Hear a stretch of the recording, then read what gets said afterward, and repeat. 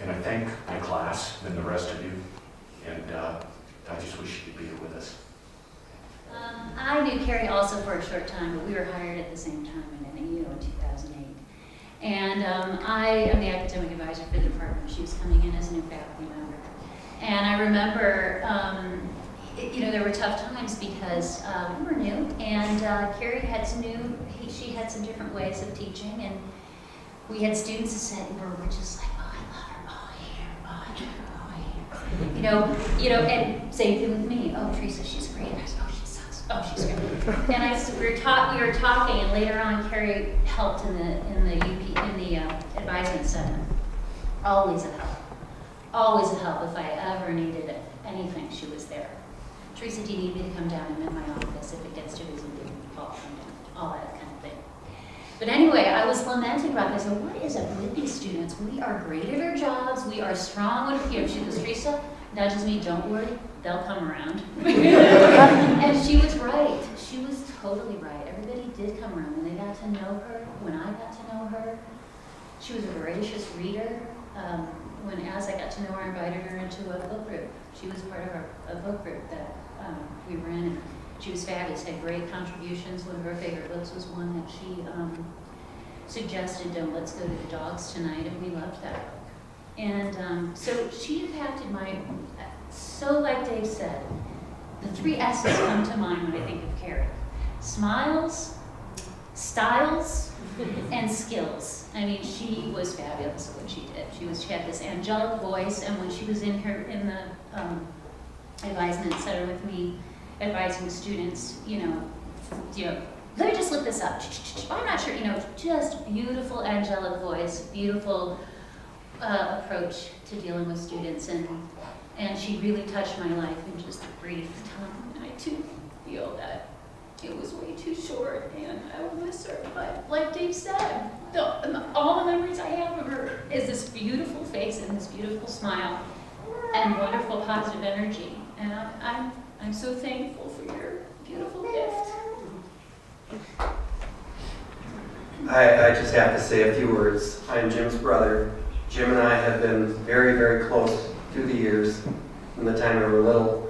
And I will say when Jim told me, he was going to marry somebody 17 years his junior, I was a little bit skeptical. And but when I met her and I saw what they were like together,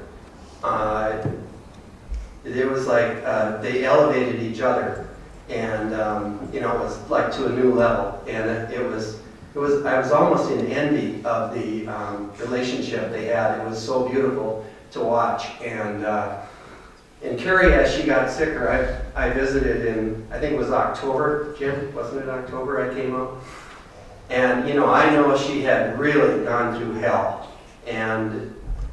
But by golly, we went out, I took them out to eat, and we went out to eat, and she's given Jim the smart remarks, and he's giving them right back. And it was like old times. It was like, she had never been sick, and she was able to just put that off, and it was beautiful. And I'm this.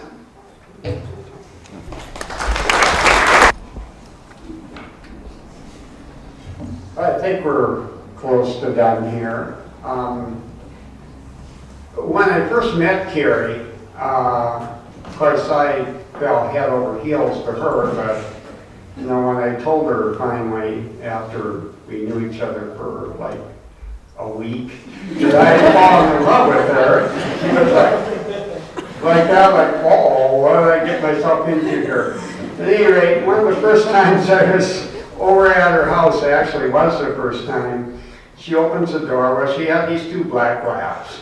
And of course, the neighbors were Cody and Lily, and they were in the background, and they used to wrestle, and they were wrestling, and she turns, and I'm expecting to hear her yell at these dogs, and she turns and looks at him and goes, "Get him! Get him! Get him! Get him!" She put them on, she did that for years, actually. Every time the dogs would start to wrestle, she was trying to get them to really go for it. And there are a few other things about her that you might not know. When she was at Berkeley, she was on this Taekwondo. She was a second-degree black belt, and she was chosen as one of 6 people to try out for the Olympics. And she actually, she was sparring with another one who was actually the #1 woman who was beating her up all the time. But she had to quit that because she threw out a knee and had to have knee surgery. But one day I asked her, she would talk about Taekwondo, and I said, well, let's see this, So she says, oh, excuse me. So she goes in the other room. She always had to put on the uniform, whatever it was, dress up. She comes out with the black belt uniform on, and she says, here, hold this. And I hold this. It's something to kick, I guess, And she says, no, not there. Hold it up here. I'm like, okay. Wow! And she hits me in the hand 2 or 3 times before I could blink, So she was very, she could protect herself. Although you never know it looking at her. She just looked like this teeth thing, But the story I want to tell sort of to cap this off, it was just a couple months ago, and I think, she pretty much knew that she wasn't going to make it, although she didn't really want to talk about it. But she just looked at me kind of serious, which was rare, and she said, I want you to answer this question. What would you do if you knew you couldn't fail? That's something she says all the time. It was the first time she ever said it to me, and we'd been married for 6-7 years. And I said, well, I don't know, are you serious? And she goes, yeah. And she said, yeah, really, think about it. Now, what would you do? And I said, well, let me think. And I said, well, that's easy. I've already done it. I said, I've won the heart of the most beautiful, bright, sweet, and charming person I've ever met. So we're going to finish with a couple songs here.